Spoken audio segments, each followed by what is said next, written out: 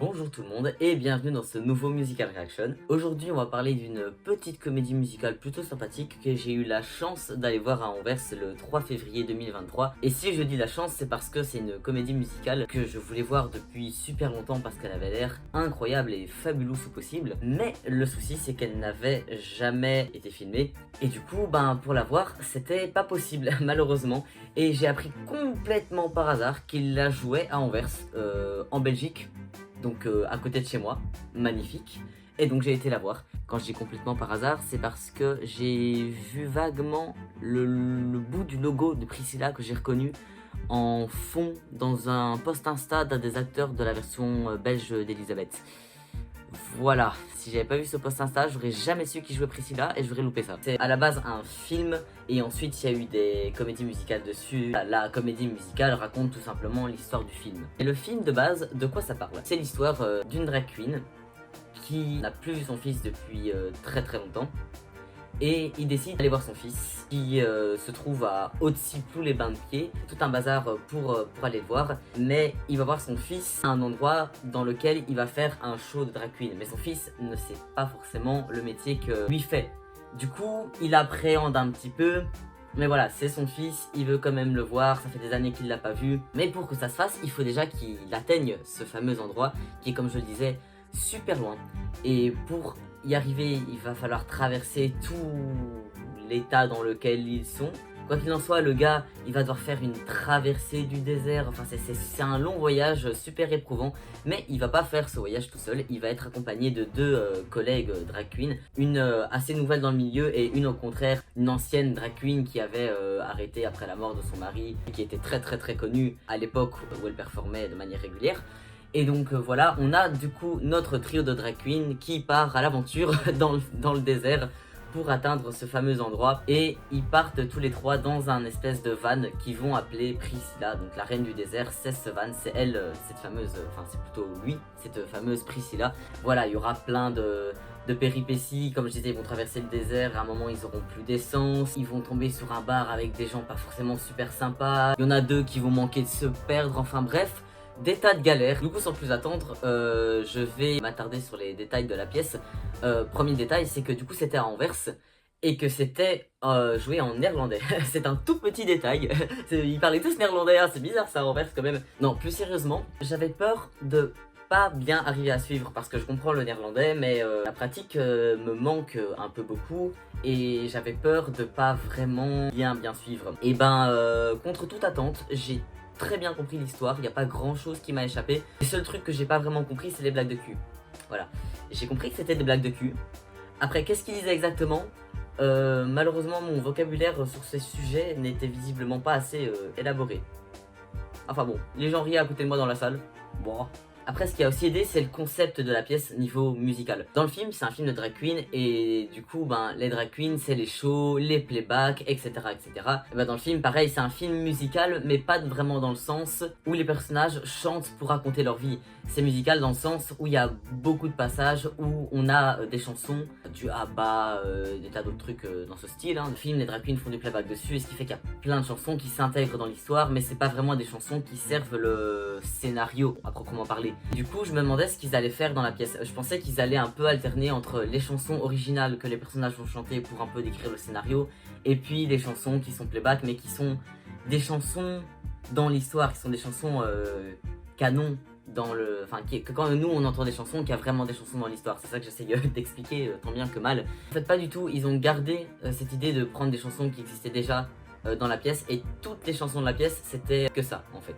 Du coup on pourrait se dire que c'est un peu dommage parce que il n'y a pas vraiment de chansons originales, en fait il n'y a pas du tout de chansons originales, c'est que des chansons qui existent, qui sont reprises. Enfin voilà, c'est une comédie musicale et il n'y a pas de musique originale, c'est un petit peu dommage on pourrait se dire. Et en fait pas du tout, parce que c'était extrêmement bien amené en fait.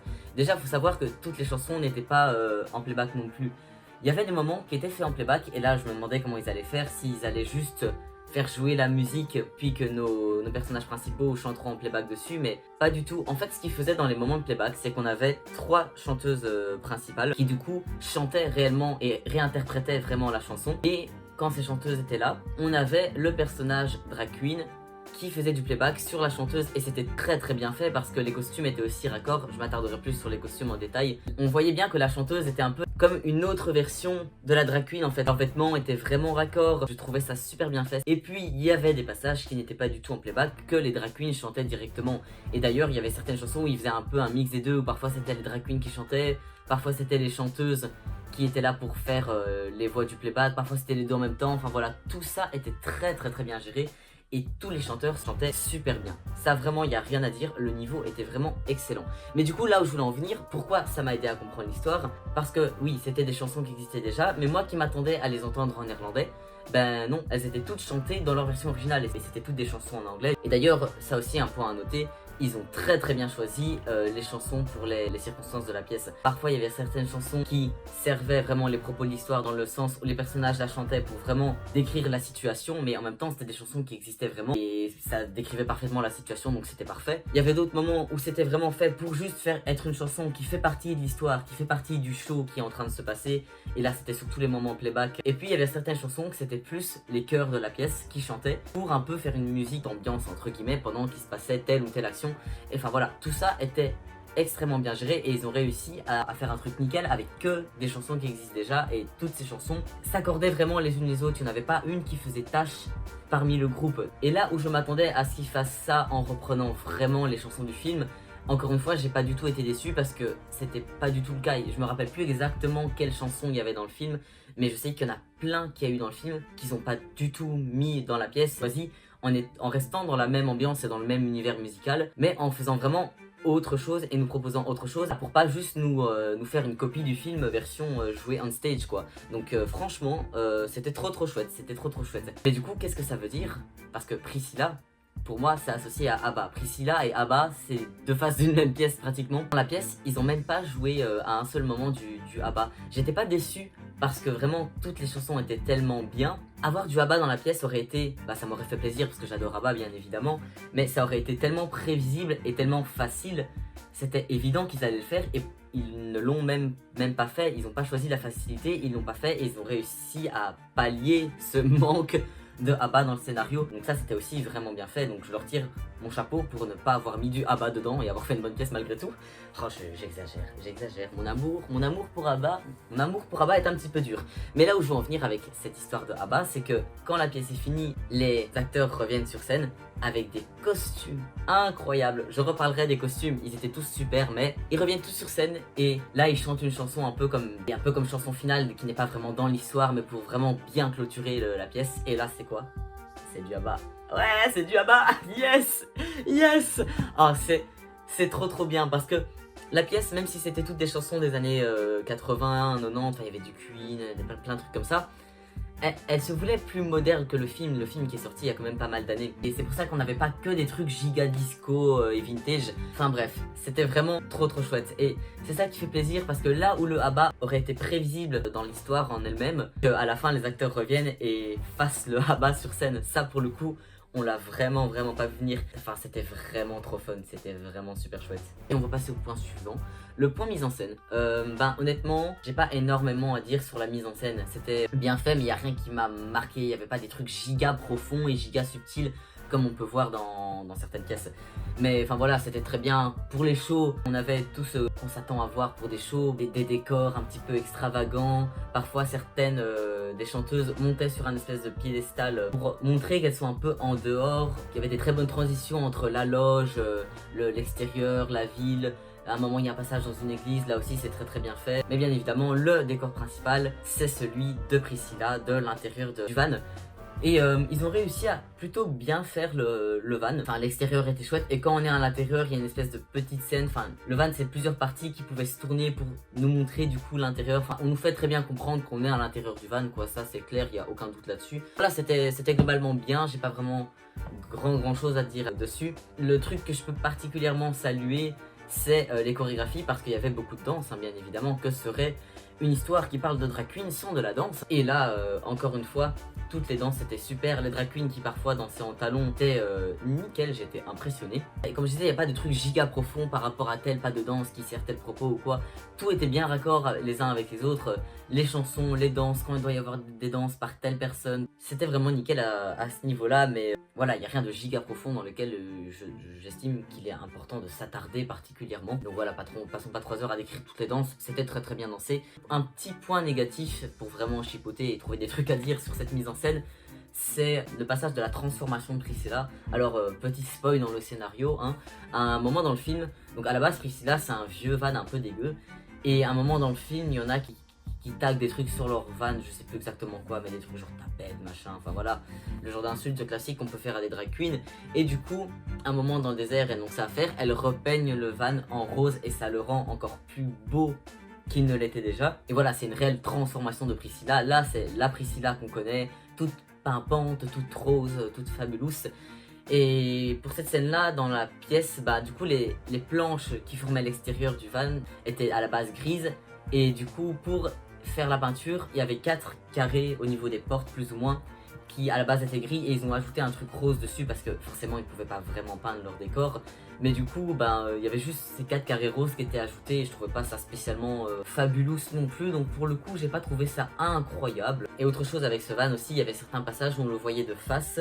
Donc voilà, on avait vraiment le van de côté, le van d'intérieur, le van de face, suivant les scènes qu'il fallait. Donc ça, c'était super chouette aussi. Maintenant, passons au point le plus important, le point costume. Les costumes, ils étaient fabulous, super beaux, incroyables. Déjà dans le film en lui-même, il y a vraiment des costumes incroyables. En même temps, drag queen qui dit drag queen dit costume incroyable.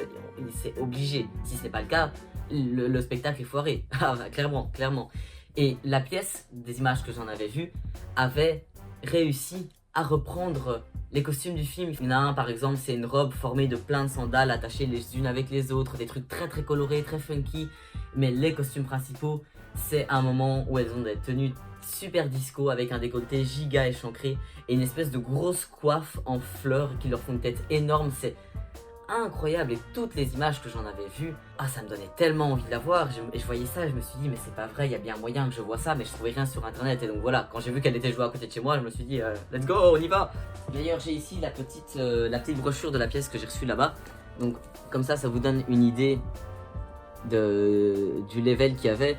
C'est tellement beau, et voir ça en image, je te dis waouh, ça va être incroyable. Et puis tu vois ça en vrai, et tu vois que c'est aussi beau que sur les images. T'as l'impression que ce que tu vois c'est irréel. Franchement, j'ai jamais été aussi transporté par des costumes. Autant certains costumes de certaines pièces peuvent être incroyables, comme ceux d'Elisabeth, la version japonaise. J'avais dit que les costumes étaient particulièrement magnifiques et impressionnants d'un point de vue technique. Là, ces costumes, ceux de Priscilla, ils m'ont vraiment transporté dans un autre monde. Malheureusement, dans ce petit livret que j'ai reçu, il n'y a pas énormément de photos, mais j'ai le livret de la version japonaise. Donc voilà, c'est la version japonaise, hein, pas la version que j'ai été voir.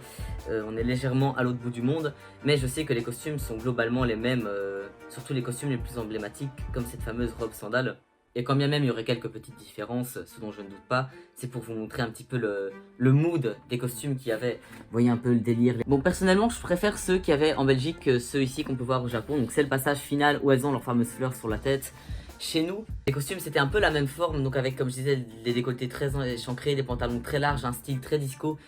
Mais il y avait vraiment ces fleurs dans leurs cheveux qu'on retrouvait un peu sur leurs costumes. Chaque tenue qui était vraiment d'une couleur uniforme. Il y avait aussi des strass, les tissus étaient bien faits. Ça faisait pas cheap, c'était vraiment des beaux vêtements. Vous voyez le travail qu'il y avait derrière. Enfin bref, ces tenues m'ont vraiment impressionné. Encore une fois, des images de la version japonaise. Mais comme ça, vous voyez un petit peu le mood des costumes. Encore une fois, voilà la fameuse robe sandale. C'était pas exactement la même, mais voilà. Donc ici, on a notre personnage principal joué dans la version japonaise. J'ai découvert cette pièce grâce à la version japonaise. Enfin, non. Je savais qu'elle existait, mais ce qui m'a vraiment donné envie de la voir, c'est la version japonaise. Parce qu'elle a été rejouée au Japon il n'y a pas extrêmement longtemps. Il y a peut-être 2-3 ans grand max. 4 grands max, mais 4 ans ça fait beaucoup. Après le temps passe vite, soit. Et du coup j'avais vu des images sur le compte Insta de cette personne là. Et pourquoi je m'attarde sur cette personne là qui joue le personnage principal? Parce que ce mec là, lui là, c'est le gars qui joue Luigi Lucchini dans la version japonaise d'Elisabeth qu'on a analysée. Ça change hein, d'un coup. Ouais, ça change, effectivement. C'est plus pareil là. D'ailleurs, le voici. Comment ça, vous reconnaissez pas Lucchini? Bon, ça se voit que c'est Lucchini. Attendez, bah ça se voit. C'est ouais, ça change. Enfin voilà. Je ne suis pas ici pour parler de la version japonaise, c'était pour vous donner un aperçu un peu des costumes qu'il y avait sur scène parce qu'il y en avait tellement et ils étaient tous si détaillés que je pourrais pas tous les décrire en détail, mais vraiment ceux qui m'ont le plus marqué, c'est vraiment ceux de la fin avec leur coiffe en fleurs. Un autre truc que j'aimais bien au niveau des costumes, c'est surtout au niveau des maquillages. Là aussi, je me suis demandé comment ils allaient faire parce que il y a pas mal de passages où les personnages passent de drag queen à leur version non drag, eux-mêmes de la vie de tous les jours. Et bah, les maquillages de drag queen, on sait ce que c'est, hein. Et du coup, je m'étais dit, mais comment ils vont faire sur scène parce que ça prend du temps à démaquiller et ça prend encore plus de temps à maquiller ce genre de truc. Comment ils vont réussir à faire ça pour enchaîner les scènes aussi rapidement? En fait, ce qu'ils ont fait, c'est qu'ils ont mis des espèces de masques au niveau des yeux qu'ils faisaient vraiment comme si elles étaient maquillées et c'était tellement bien fait. À moins d'avoir le nez collé dessus, franchement, si on n'y fait pas attention, on voit même pas qu'elles ont un masque. C'était vraiment super bien fait. Déjà, l'idée est extrêmement bonne. Au début, j'ai même cru juste que ça faisait partie du style du perso. J'ai à peine remarqué qu'il y avait un masque dans un premier temps. Et après, j'ai vu qu'il y avait un truc un peu bizarre. Et je pensais juste que ça faisait partie du maquillage parce que ça donnait un côté un peu plus fabuleux. Et puis je me suis dit, ah mais non, en fait, c'est logique qu'ils aient fait ça pour pouvoir les maquiller et les démaquiller, entre guillemets, plus rapidement, et franchement ça le faisait. Voilà, je crois que j'ai un peu parlé de tout. En tout cas, j'ai passé une incroyable soirée et je suis infiniment heureux d'avoir pu enfin voir cette pièce de mes propres yeux sans que je doive aller à l'autre bout du monde, n'est-ce pas? Sur ce, je vous souhaite une bonne journée, une bonne soirée et je vous dis à la prochaine.